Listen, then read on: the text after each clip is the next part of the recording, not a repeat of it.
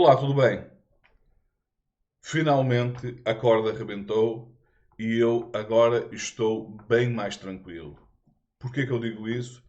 Porque dá uns tempos para cá eu tenho estado bastante apreensivo com a possibilidade de fuga do Bolsonaro. Ele já deu sinais de que a primeira oportunidade é isso que fará. Ele já se refugiou na Embaixada da Hungria e estou convencido que só não está neste momento com asilo político ou na Embaixada da Hungria ou na própria Hungria porque foi descoberto a tempo a sua tentativa de fuga e ele já deu provas disso quando, logo após perder a eleição, fugiu para os Estados Unidos. eh, Quanto a mim, por dois motivos. Uma é porque ele já sabia o que é que estava sendo preparado e queria ter um álibi para quando voltar como herói em caso de vitória e em caso das coisas correrem mal, ele ter um álibi para dizer aquilo que ele tem dito, que não teve nenhuma participação no golpe. Aliás, ele disse que nem sequer houve tentativa de golpe, o que obviamente é um absurdo. Só que o tribunal, e nem o tribunal nem as pessoas são idiotas, elas sabem que de facto o Brasil esteve muito próximo de sofrer um golpe de Estado e em vez de ser os golpistas a serem presos e a terem que pagar pelos seus crimes, como está a acontecer agora, seriam talvez milhares de pessoas de bem, pessoas realmente preocupadas com o bem do país, que estariam a ser presas, incluindo jornalistas, incluindo políticos, incluindo provavelmente a maioria dos ministros do Supremo e outras cortes de justiça, que eles, de alguma forma, sentem que estiveram contra eles e, na verdade, o que elas tiveram foi ao lado da defesa da lei, da legalidade e da democracia. Então, com esta decisão hoje do Alexandre de Moraes de colocar uma tornozeleira no Jair Bolsonaro e fechar todas as rotas de fuga, como por exemplo ele está impedido de contactar autoridades estrangeiras, está proibido de falar com o próprio filho, o Eduardo, nos Estados Unidos, e está proibido de se aproximar sequer das embaixadas. E nesse aspecto, Brasília tem uma vantagem muito grande em relação a outros países, que é ter as coisas bem setorizadas. E no caso das embaixadas, basta fechar, tanto quanto eu sei, ou julgo saber, fechar um acesso a uma área onde estão as embaixadas e estarão fechadas todas as possibilidades dele se aproximar de qualquer embaixada estrangeira. O que é bastante bom, facilita muito o trabalho da Polícia Federal. De forma que eu estou mais tranquilo com aquilo que possa acontecer, não porque eu queira mal ao Bolsonaro, eu não quero mal a ninguém, apenas entendo que deve ser feita justiça. E para quem comete crimes, o que deve vigorar é a lei. Bolsonaro muito provavelmente não vai ficar preso na Papuda, por exemplo, por muito tempo. Poderá ficar lá algum tempo, mas não vai ficar por muito tempo.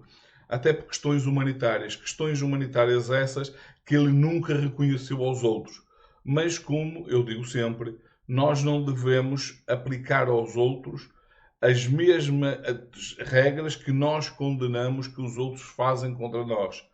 No caso, o Bolsonaro sempre teve uma postura de defender que bandido bom é bandido morto, que não direitos humanitários, ele sempre foi contra isso, ele sempre foi contra direitos humanos, até que ele se vê na condição de necessitar desses direitos para ele próprio. Agora ele passa a defender um conjunto de direitos que ele nunca reconheceu aos outros anteriormente.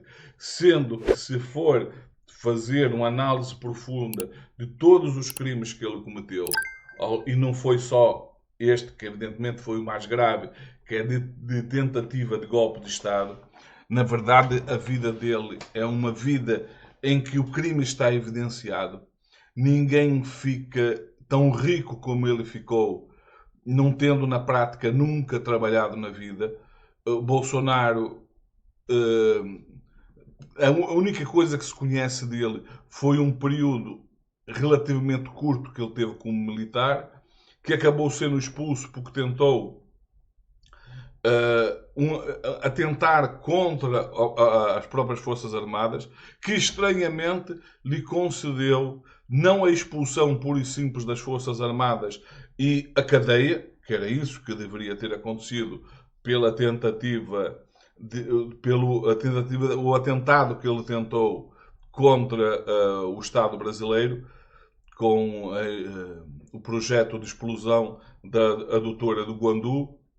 O normal seria ele ter sido condenado à prisão e expulso das Forças Armadas, mas naquela altura em que o regime que vigorava era a ditadura militar, os militares, na defesa da ideia de que esse tipo de coisas é inconcebível nas Forças Armadas só têm pessoas de bem, o que claramente não é verdade, em todas as instituições são reflexo da sociedade. E se na sociedade tem pessoas corruptas, vai haver corruptos nas Forças Armadas, como em todas as instituições. Se a sociedade tem pessoas que pregam o mal, que pregam contra a democracia, essas pessoas vão estar também nessas instituições. É assim, porque não, essas instituições não são corpos de fora, não é um corpo exterior. Elas são constituídas por pessoas tiradas da própria sociedade, portanto acaba por ter no seio delas próprias mais ou menos o reflexo do que é a sociedade cá fora. É tão simples quanto isso. Mas as Forças Armadas tinham essa ideia de transmitir essa ideia de honra, de princípios que nunca foram verdadeiros. Então, quando surge uma pessoa dentro do sistema a atentar contra o próprio sistema, inclusivamente na defesa de uma coisa absurda, que se ele tivesse êxito jamais iria a conseguir o seu objetivo, muito pelo contrário, que o atentado visava uma reivindicação de melhores salários. Imaginem como é a cabeça de uma pessoa que acha que atentar contra o Estado, explodir um adutor, ainda para mais num regime ditatorial, um regime militar, ele achar que se ele tivesse êxito, ele ia se dar bem com isso, que isso ia resultar. Eu estou convencido que ele teve muita sorte por esse regime ter descoberto o seu plano muito antes de ser posto em prática e ter-lhe concedido o direito, o absurdo direito de passar a reserva e continuar a receber como se militar fosse, inclusivamente saindo das Forças Armadas com o posto de capitão. Ou seja, no dia em que ele é expulso, ele é promovido de tenente a capitão e é expulso com o salário de capitão e passa a reserva. O que deveria ter acontecido é aquilo que se esperaria num sistema normal, é que ele fosse pura e simplesmente expulso das Forças Armadas e tivesse que pagar uma pena de prisão por anos.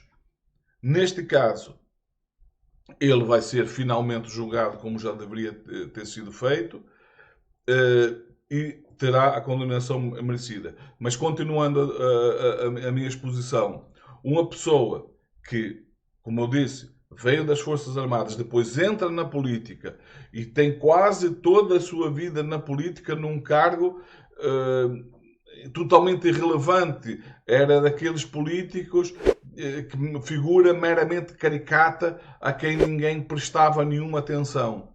Conseguiu acumular uma fortuna significativa, chegando ao ponto de comprar 51 imóveis. Penso que é isto que se tem falado, e ele que nunca negou, com dinheiro vivo, é evidente que uma pessoa que tem dinheiro vivo para comprar um imóvel que seja, naturalmente esse dinheiro não tem origem legal, porque ninguém te faria o ato absurdo, teria a burrice de ter um dinheiro em casa parado, perdendo o valor, quando poderia ter no banco rendendo juros, sendo que, por exemplo, uma parte significativa desse dinheiro que ele obteve foi num período em que o Brasil chegou a pagar juros diários, que a inflação era tão alta que os bancos pagavam juros diários.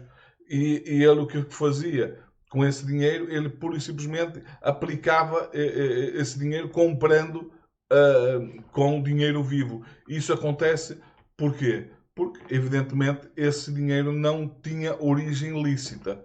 E, portanto, aplicando a ele aquilo que ele defende que deveria ser aplicado aos outros, ele deveria passar pelo crivo do bandido bom é o bandido morto.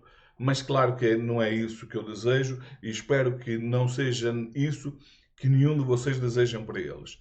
Apenas que ele cumpra com a pena que lhe for destinada e se a justiça entender que ele não tem condições de cumprir essa pena dentro de uma prisão normal, que seja-lhe então concedido o direito de cumprir a pena em prisão domiciliar domiciliária com a tornozeleira eletrónica, evidentemente. Porque o importante é que ele pague pelos seus crimes. E já agora espero também que seja feita uma investigação bastante profunda sobre a origem da fortuna da família Bolsonaro, assim como eu entendo que isso deve ser feito em relação a todos os casos, especialmente envolvendo políticos, de flagrante sinais exteriores de riqueza, onde não existe uma relação entre a riqueza acumulada e a origem do dinheiro, a pessoa não tem renda que justifique ter atingido semelhante riqueza, a justiça tem que encontrar uma forma de todos esses casos serem investigados profundamente.